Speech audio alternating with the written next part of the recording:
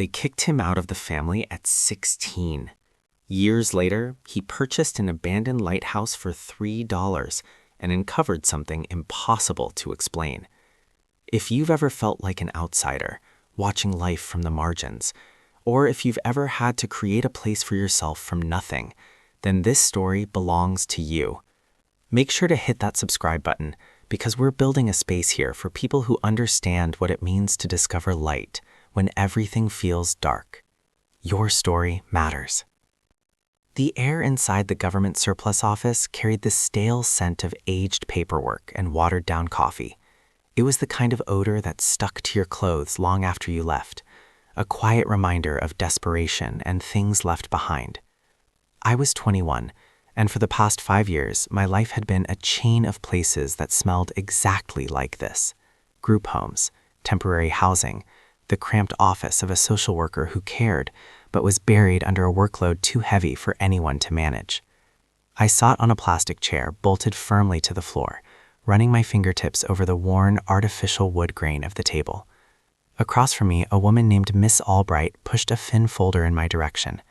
Her expression was carefully neutral, but there was something faint in her eyes, something I couldn't quite define. Sympathy? Interest? It didn't matter. I'd learned a long time ago not to analyze the people sitting behind desks. They were part of the system, and the system didn't have feelings. It was a machine, and machines weren't meant to be understood, only avoided. "Mr. Vance," she said, her voice as dry as the dust layered on the filing cabinets behind her, "let's go over this once more for the record." She opened the folder. Inside was a single sheet of paper and a grainy black and white photograph of a lighthouse. It wasn't the tall, elegant kind you see on postcards. This one was short and heavy, a rough stone tower clinging to a jagged stretch of rock, as if one strong storm could erase it completely. "Do you understand?" I gave a small nod, my throat tightening too much for words. "As is, where is." That phrase felt like it had been written about my life. "The winning bid is $3, she continued, tapping her pen lightly against the document. "Payment must be made in cash or certified check. You will also assume responsibility for all outstanding taxes, liens, and any environmental cleanup required." She paused, lifting her gaze over her glasses. "According to our records, those obligations are considerable. The property has been abandoned for more than 30 years. $3. That was everything I had that wasn't already set aside for next week's rent on a room barely bigger than a closet. I'd stumbled across the listing by accident, buried deep in a forgotten section of a government auction site during a sleepless night at the public library. Most listings were junk, old vehicles, outdated desks.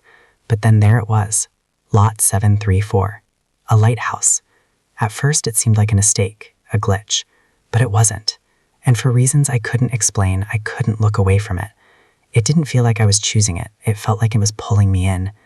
"I understand," I said at last, my voice rough. "Additionally," she went on, her tone softening just slightly, "this sale includes a homesteading clause. You are required to live on the property as your primary residence for a minimum of 5 years. During that time, you cannot sell, rent, or transfer ownership. If you abandon it, the property returns to the state. Is that clear?" 5 years. It sounded like a sentence, but compared to the alternative, it felt almost like an opportunity. Another 5 years drifting, moving from place to place, outgrowing one system only to fall into another, colder one where no one cared if you made it or not. 5 years of couch surfing, dead-end jobs, and carrying everything I owned in one bag. 5 years in a forgotten lighthouse, standing alone on a stretch of rock, felt different. It felt like a place, one place.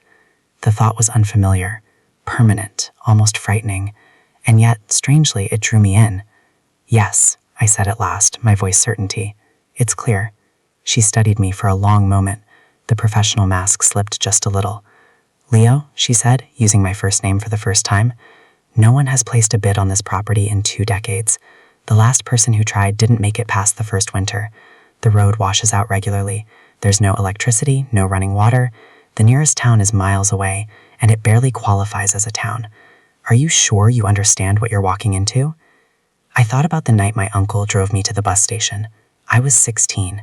He handed me $100 and told me not to come back, said I was a problem, a burden, a reminder of things the family wanted to forget.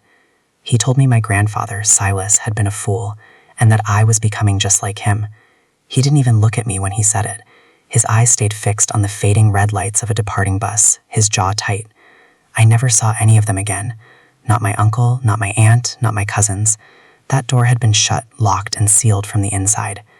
After that, there was only the system. Foster homes that cared more about the monthly check than the kid living there. Rules, silence, learning to stay out of the way, learning not to expect anything from anyone. Did I know what I was walking into? No, I said honestly, but I know what I'm leaving behind. Something shifted in her expression. She gave a small nod, then slid the document closer to me. Sign here. I picked up the pen. My hand trembled slightly, but I wrote my name anyway, Leo Vance, across the line. Then I placed 3 worn dollar bills on the table. They were creased from being folded and unfolded countless times in my wallet, my last bit of emergency money. Even George Washington looked unimpressed. Miss Albright accepted them without comment, stamped the paperwork with a heavy final thud, and handed me a large, rusted iron key. It felt heavier than it should have, like it carried more than just metal, like it held the weight of a decision. Congratulations, Mr. Vance, she said, her tone lacking any real warmth. You now own a lighthouse. The bus ride north stretched across 20 long hours, cutting through landscapes that slowly shifted from dull gray cities to the deep shadowed greens and purples of the coastline. I watched everything pass by through a smudged window, my reflection faintly overlaying the scenery like a ghost. All I had with me was a duffel bag with a few clothes, a worn-out book I'd read too many times, and the folder containing the deed. I owned property. The thought was so absurd I almost laughed. People like me didn't own things. We were temporary, transient. We rented, we borrowed, we made do. Ownership was for people with roots, with families, with futures that looked like more than just the next 24 hours. The bus dropped me at a crossroads with a single blinking yellow light. The sign said Port Blossom, 12 miles. There was no one there, just the wind carrying the smell of salt and damp earth. I started walking. The road was cracked asphalt that soon gave way to gravel, winding through dense forests of pine and fir that blocked out the sun. It was quiet, unnervingly quiet. For years, I had been surrounded by the constant noise of the city, the shouts from other rooms in the group home, the hum of fluorescent lights. Here, the only sounds were the crunch of my boots on the gravel, the cawing of a distant crow, and the low, constant sigh of the wind in the trees. It felt like the world had been muted. After a few hours, the trees began to thin, and I caught my first glimpse of the ocean. It wasn't the friendly, sunny ocean of postcards. It was a vast, churning expanse of slate-gray water under a matching sky. The waves crashed against the shore with a raw, violent tower that made the ground tremble. And there, at the end of a spit of land that clawed its way out into the sea, was the lighthouse. My lighthouse. It looked even worse than it had in the picture. The stone was dark with moisture and stained with green and black streaks of algae. The lantern room at the top was a skeleton of rusted iron, its glass long gone, shattered by storms or vandals. The keeper's house attached to its base was a sagging, weary-looking structure with boarded-up windows and a roof that was more whole than shingle. It didn't look like a home. It looked like a tombstone. A cold knot of fear tightened in my stomach. Miss Albright's words echoed in my head. Are you sure you know what you're getting into? I almost turned back right then. I could walk the 12 miles back to the crossroads, catch the next bus south, and disappear back into the anonymous city. I could pretend this never happened. It was only $3. But then I looked at the key in my hand. It was the first key I'd ever been given that wasn't attached to a list of rules and a curfew. It was mine. The place it opened is mine. The mess was mine. The failure, if it came to that, would be mine too. For the first time in a long, long time, the outcome of my life felt like it was in my own hands. I walked the last half-mile down the crumbling path, the wind whipping my hair across my face and trying to steal the breath from my lungs. The air was thick with the smell of salt and brine, and something else, something wild and ancient. The closer I got, the more daunting it became. The front door of the keeper's house was swollen shut in its frame, the wood splintered and gray. The rusty key scraped in the lock, a grating, protesting sound. It wouldn't turn. I put my shoulder into the door, pushing with all my weight. The wood groaned. I pushed again, my feet slipping on the damp stone step. With a final cracking shriek of tortured metal and wood, the door shuddered open a few inches. I squeezed through the gap into the darkness beyond. The air inside was thick and cold, heavy with the smell of dust, mildew, and the faint, ghostly scent of old wood smoke. A sliver of gray light from the open door cut through the gloom, illuminating a blizzard of dust motes dancing in the air. I could make out the shapes of furniture draped in white cloths like sleeping ghosts. A table, a few chairs, a hulking sideboard. Everything was covered in a layer of grime that was decades thick. I walked deeper into the house, my footsteps echoing in the oppressive silence. The floorboards creaked under my weight, each one a complaint. I found the main living space. A stone fireplace dominated one wall, its hearth filled with dirt and debris that had fallen down the chimney. A tattered armchair sat beside it, its stuffing spilling out of rips in the fabric. On the mantelpiece, a single object remained, a small tarnished brass clock, its hands frozen at 3:15. Time had stopped here long ago. I explored the rest of the small house, a tiny kitchen with a rusted-out wood stove and empty cupboards, a bedroom with a bare, stained mattress on a simple iron frame. Everything was empty, stripped of personal belongings save for the ghostly furniture. It felt like a place that had been evacuated in a hurry, or simply abandoned with a sigh. There was a profound sadness to it, a sense of a life interrupted. Then I went into the lighthouse itself. A narrow, winding staircase of cast iron spiraled up into the darkness. I placed my hand on the cold railing and began to climb. Each step rang with a metallic clang that echoed up and down the stone cylinder. The air grew colder as I ascended.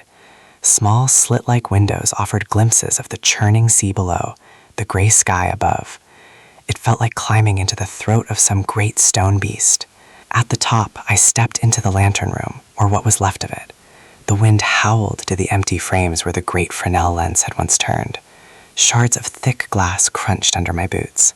From here I could see for miles the endless angry ocean on one side and the dark, silent forest on the other. I was on the edge of the world, a tiny, insignificant speck between the wild sea and the wild land.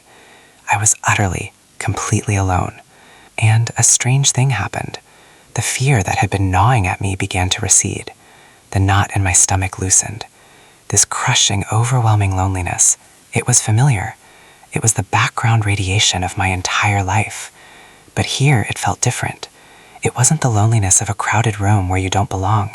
It was a clean, honest loneliness, a loneliness that didn't pretend to be anything else. Here I wasn't an outsider. I was just here. The lighthouse wasn't judging me. The sea didn't care about my past. The wind didn't ask for my paperwork. For the first time since I was a child, I felt like I could breathe. I spent the rest of the day in a daze, sweeping out the worst of the debris from the keeper's house, prying the boards off one of the windows to let in the fading light. I used old newspapers I've found stuffed in a cupboard to start a fire in the hearth. It took forever to get it going, the chimney drawing poorly at first, filling the room with smoke. But then a small, stubborn flame caught. It flickered to life, a tiny orange heart beating in the cold gray stone. I sat in the ruined armchair, my duffel bag at my feet, and watched it burn. That night, I slept on the floor in front of the fire, wrapped in my jacket. The wind shrieked around the tower, and the house groaned like a ship at sea. But for the first time in years, I slept without dreaming. The next few days fell into a simple, grueling rhythm.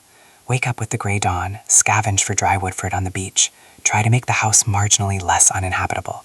My world shrank to the size of this small spit of land. My concerns were elemental. Warmth, shelter, clean water from a rainwater barrel I found out back. I was constantly cold, constantly tired, and constantly hungry. But every nail I pulled from a window pane, every bucket of grime I scrubbed from the floor felt like a victory. I was pouring my sweat and exhaustion into the place, and it felt like I was paying a debt, or maybe making an investment. I wasn't sure which.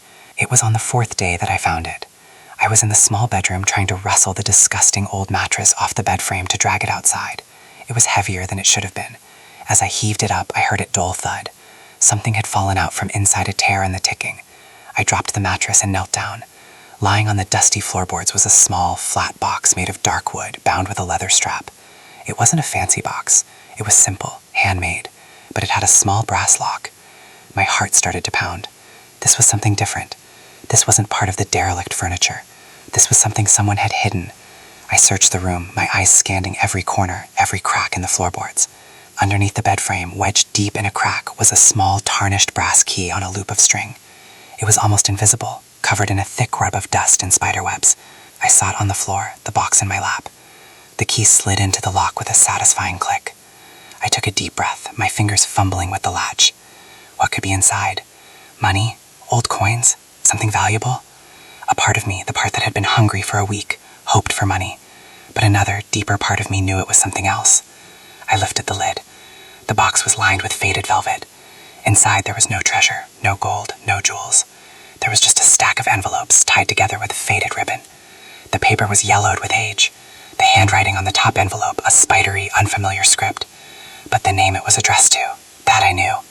It said simply, "For Leo." My breath caught in my throat. My hands trembled as I lifted the stack of letters out of the box. I untied the ribbon. The top letter was thicker than the others. I unfolded it carefully, the paper so brittle it felt like it might turn to dust in my hands. The date at the top was from 15 years ago. I was 6 years old.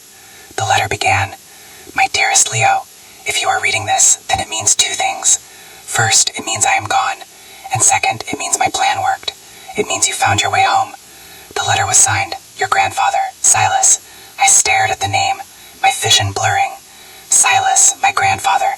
The man my family had spoken of only in whispers, with scorn. The foolish old man. The recluse who wasted his life away in a lighthouse. The man I barely remembered. A tall, quiet figure who smelled of salt and tobacco, with eyes the color of the sea in a storm. He had been my only ally in that house, the only one who didn't seem to mind my quiet, watchful nature. And then one day he was just gone. They told me he'd died. A heart attack. End of story. But this letter wasn't from a dead man. It was from a man with a plan. I read on, my world tilting on its axis with every word. "I imagine you have a lot of questions," he wrote. "I imagine you've been told stories about me, about why you were sent away. I need you to listen, boy. I need you to hear the truth from me, just once. Your father, my son, made some bad choices. He got involved with bad people, borrowed money he couldn't repay. They weren't the kind of people who take no for an answer. They threatened him. They threatened your aunt. And then they threatened you. I had to stop reading. My chest was tight, and I couldn't seem to get enough air. I remembered hushed, angry arguments behind closed doors. My father looking pale and scared. My uncle yelling. I had been a child. It was just background noise to me then. Now it was coming into sharp, terrifying focus. I tried to help him, the letter continued. I gave him everything I had, but it wasn't enough. The threats got worse. They were going to hurt you, Leo, to make a point. Your father was too weak to stand up to them, and your uncle was too scared. They were going to let it happen. They decided you were a price they were willing to pay. I couldn't let that happen, so I did the only thing I could think of. I made them kick you out. I made them send you away. A choked sob escaped my lips. It wasn't a rejection. It was a rescue. I told your uncle that I would expose them all, go to the police with everything I knew about their debts, unless they got you somewhere safe, somewhere those men could never find you. The state system, it wasn't perfect, but it was anonymous. It was a place you could disappear. It was the hardest thing I have ever done, Leo, making them hate you to save you. I had to become the villain in their story so you could have a future. I had to let you think I abandoned you, along with everyone else. I dropped the letter and buried my face in my hands. The tears came then, hot and furious. Not tears of sadness, but of a deep, shattering grief for a truth I had never known. My whole life I had carried the weight of being unwanted, of being the boy who was thrown away. I had built my identity around that rejection. It was the bedrock of who I was. And in a few paragraphs, my grandfather had taken a hammer to that foundation and smashed it into pieces. I cried for the scared little boy who thought he'd done something wrong. I cried for the lonely teenager who pushed everyone away because he believed he was fundamentally unlovable. And I cried for the old man who had sacrificed his own family's love, his own name, to protect a grandson he couldn't even say goodbye to. And if you're listening to this, and if this is hitting you in that place deep down where you keep your own stories of family and hurt, I just want you to take a breath. You are not alone in this. So many of us carry stories we were told, stories that define us, that we think are the truth. And maybe they are, but maybe, just maybe, there's another letter, another truth, waiting in a hidden box somewhere. If you feel comfortable, I want you to share a little bit of your story in the comments, not for me, but for each other. Let's make this a place where those hidden truths can see the light of day. Just letting someone else know they aren't alone can change a life. It can build a lighthouse in the dark. After a long time, I picked up the letter again. My hands were steady now. I bought this lighthouse with the last of my money, Silas wrote. It was our secret place, remember? We came here once, when you were very small. You called it the Stone Rocket Ship. I knew they'd let it fall to ruin. I knew no one would want it. I set it up so that one day, when you were old enough, you could claim it for almost nothing. I hoped you would feel the pull, that some part of you would remember and find your way back. This place, Leo, this is your inheritance. Not money, not property, but a place to be. A fortress. A home. There is more, of course. There is always more. In the other letters, I will tell you everything. Read them when you are ready. And know this, boy. Not a day went by that I didn't think of you. Not a day went by that I didn't look out at the sea and hope you were safe. I love you. I have always loved you. Your grandfather, Silas. I sat there on the floor of the cold, dusty bedroom for hours, the letter clutched in my hand. The sun set, plunging the room into darkness, but I didn't move. The fire in the other room died down to glowing embers. The world had been remade. I was not an abandoned child. I was a protected one. I was not unwanted. I was loved so fiercely that a man had orchestrated his own family's contempt to keep me safe. It was a love so profound and painful, it was almost too much to bear. The next morning, I woke with a new sense of purpose. The lighthouse didn't feel like a ruin anymore. It felt like a promise. The work was no longer a chore. It was a duty, a way of saying thank you to the ghost of the man who had given me everything. I didn't read the other letters right away. I needed to let the first one settle. I needed to become the person who was ready to hear the rest of the story. So I worked. I hauled endless buckets of seawater to scrub the floors.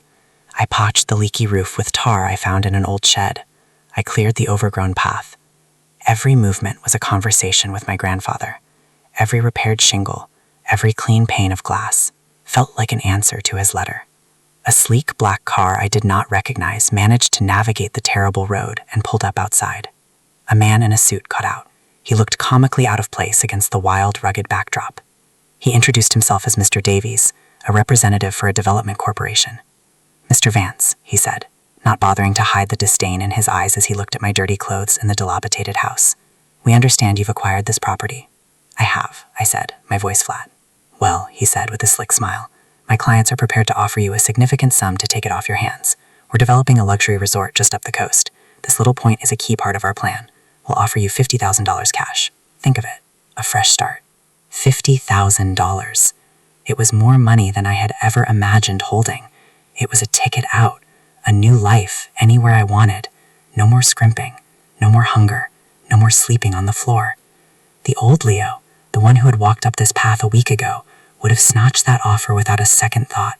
He would have seen it as a miracle, an escape. But I wasn't the old Leo anymore.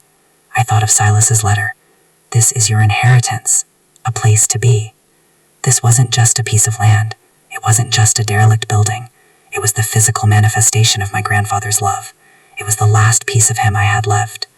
Selling it would be like selling his memory. It would be the final abandonment. "No, thank you," I said. Mr. Davies' smile faltered. "I don't think you understand. This place is worthless. It's a liability. We're being generous." "I understand perfectly," I said, looking past him at the stone tower standing guard against the gray sea. "It's not for sale." "Let's be realistic," he scoffed. "A kid like you, what are you going to do with this ruin? We can make this difficult. We can challenge the title, tie you up in legal fees you can't afford. Or you can take the easy money. $100,000. That's my final offer." $100,000. The number hung in the air, shimmering with possibility. It was a fortune. It was freedom. It was the easy way out. And I knew, with a certainty that settled deep in my bones, that my grandfather had spent his life choosing the harder path. He had chosen loneliness over comfort, condemnation over ease, all for me. How could I do any less for him? "The answer is still no," I said. "This is my home. You should leave." His face hardened into a mask of cold fury. "You'll regret this," he snarled, before turning on his heel, getting back in his shiny car, and speeding away, kicking up gravel. I stood there for a long time after he was gone, my heart hammering in my chest. I had done it. I had chosen the lighthouse. I had chosen my grandfather. I had chosen myself. The fear was still there, a cold whisper in the back of my mind. He was right. They could make this difficult. But for the first time, I felt like I had something worth fighting for. That night, I decided I was ready. I built a fire, sat in the tattered armchair, and laid out the rest of Silas's letters. I read them one by one, letting his voice fill the quiet house. He told me the whole sordid story of my father's deaths, the names of the loan sharks, the specific threats they had made. It was uglier than I could have imagined. He also told me about his life as a lighthouse keeper, about his love for the sea, about my grandmother who had died long before I was born. He wrote about me, remembering little details from my childhood that I had long since forgotten. How I used to collect smooth gray stones on the beach, how I was afraid of thunderstorms. The last letter was different. It was short, and the handwriting was shakier. It was dated only a few months after I had been sent away. Leo, it began. If you made it this far, you're stronger than I ever was. The fight isn't over. Those men who ran your father into the ground, they don't just go away. They are part of a bigger company now, a development firm that buys up land and crushes anyone who gets in their way. They'll come for this place eventually.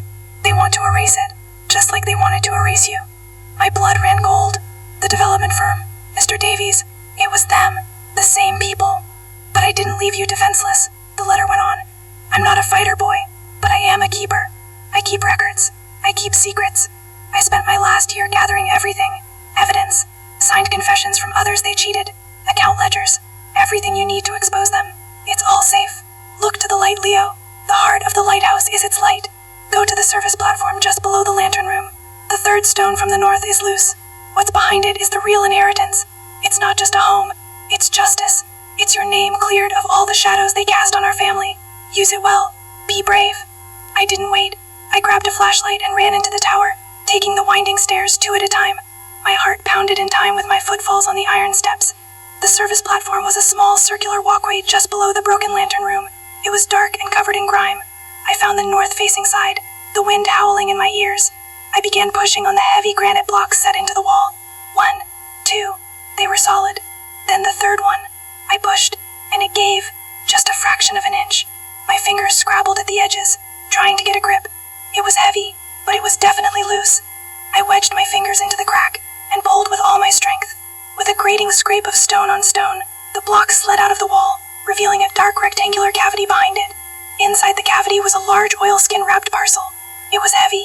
I pulled it out, my hands shaking so badly I could barely hold it. I carried it back down to the keeper's house and set it on the table by the firelight. With trembling fingers, I unwrapped the layers of waterproof cloth. Inside was a metal lockbox. It wasn't locked. I lifted the lid. It was filled to the brim with papers, folders, ledgers, notebooks filled with Silas's neat handwriting, and on top of it all, another envelope addressed to me. I opened it. Inside wasn't a letter. It was a legal document, the official notarized deed to the lighthouse and the surrounding 10 acres of land. My name was on it, but the crucial part was the date it was filed, 35 years ago, long before the government had declared it derelict, long before the back taxes had even started to accumulate. My grandfather hadn't just bought the lighthouse. He had used a legal loophole, an old maritime law, to secure the title free and clear, placing it in a trust for me that would only become active on my 21st birthday. The sale at the surplus auction, the $3 price, the homesteading clause, it was all a formality, a smokescreen he had set up with a sympathetic clerk to ensure I and only I could claim it. The property was already mine. The liens, the back taxes, they were invalid. Beneath the deed was a bank book. I opened it. The account was in my name. The balance made me gasp. He had put away a little money every year, a lighthouse keeper's modest salary. But over 35 years, with interest, it had grown. It wasn't a fortune, but it was enough. Enough to fix the roof, enough to buy a generator, enough to live on while I figured things out. It was seed money. It was a start. The rest of the box contained the evidence he had promised, meticulously organized files detailing the criminal activities of the loan sharking operation that had morphed into the development company trying to buy my land. He had names, dates, and account numbers. He had sworn affidavits from other victims. It was a bombshell. It was enough to ruin them. I sat there in the quiet house, the fire casting dancing shadows on the walls. I had it all. A home, a future, and the power to reclaim my family's honor. I thought about Mr. Davies and his threats.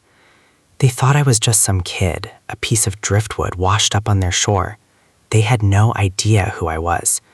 They had no idea I was the grandson of Silas Vance, the quiet man who kept the light and kept the records. The next day, I walked the 12 miles into Port Blossom. It was a small, weather-beaten town where everyone seemed to know everyone else. I found a payphone and called Miss Albright. I told her everything about the letters, the real deed, the evidence. There was a long silence on the other end of the line.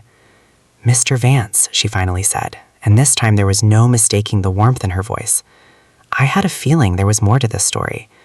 Your grandfather contacted our office years ago to set up the trust. The clerk who handled it has long since retired, but he left specific instructions. I was to help you if you ever came to claim it. Send me copies of everything you found. I'll get them to the right people. I think Mr. Davies is about to have a very bad day." And he did. It took months, but the story eventually broke. The state attorney general launched an investigation. The development company was exposed. Their resort project collapsed under the weight of lawsuits and criminal charges. They never bothered me again. With the legal battle won, the real work began. I used the money Silas had left me to start repairing the lighthouse in earnest. I hired a man from town, a grizzled old fisherman named Ben, to help me with the roof. He'd known my grandfather. Silas was a good man, he told me one afternoon as we sat on the newly repaired roof looking out at the water. Quiet, kept to himself. But he saw things. He saw everything. He'd be proud of you, kid. Real proud. The town, which had at first been wary of the strange young man who had bought the old ruin, slowly started to open up. People would drop off supplies. The woman who ran the general store would always slip an extra loaf of bread into my bag. They had respected Silas, and in me, they saw a continuation of his legacy. I wasn't an outsider anymore. I was the keeper of the Deception Point light. It's been 5 years since I signed that paper in the government office. The 5 years that once seemed like a life sentence have been the 5 years that gave me a life. The keeper's house is warm and dry now. The windows are glazed, the walls are painted, and the fire in the hearth never goes out. The lighthouse tower is my sanctuary. I've repaired the lantern room, and on clear nights I go up there and just watch the stars, feeling closer to my grandfather than I ever did in life. I never reconnected with my father or my uncle. I realized that the family that is bound by blood is not always the family that is bound by love. My family is the memory of a brave old man and the quiet, decent people of a small town who judged me not by my past, but by the work of my hands. Inheritance, I've learned, is a complicated thing. It's not always about money or property. Sometimes it's a story. Sometimes it's a second chance. My grandfather left me both. He gave me back my past, and in doing so, he gave me a future. He left me a ruin on a rock, and it became the foundation for my entire life. So I want to ask you one last time, what is the inheritance that has shaped you? It doesn't have to be something you can hold in your hands. Maybe it's a lesson someone taught you. Maybe it's the strength you found after a fall. Maybe it's a place that, against all odds, you can finally call home. Thank you for listening to my story. If it meant something to you, please consider subscribing to the channel. We share stories here for people who are rebuilding, for people who are finding their way. Share this with someone who might need to hear it. And please read the comments. You'll find you're part of a much larger family than you think. You are not alone on your rock, in your lighthouse. We're all just trying to keep a light on in the dark.